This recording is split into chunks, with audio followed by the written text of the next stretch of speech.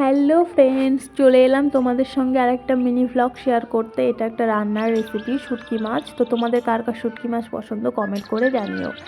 দেখো, এখানে আমি প্রথমে করে তেল দিয়ে দিলাম, তারপর একটু নুন হলুদ দিয়ে মাছগুলোকে সুন্দর করে ভেজে নিলাম। তারপর করে আরেকটু তেল দিয়ে দিলাম জিরা সম্বারে।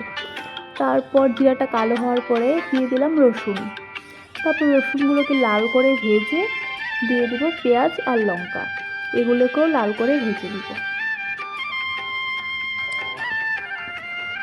তারপর এগুলো লাল হয়ে যাওয়ার পরে কেটে রাখা আলু আর বেগুনগুলো দিয়ে দিব।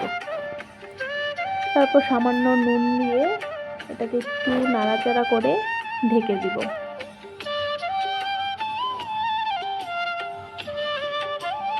কিছুক্ষণ ঢাকনা দেওয়ার পরে ঢাকনাটা খুলে হলুদ দিয়ে দিলাম, হলুদ দিয়ে একটু ভাজবো।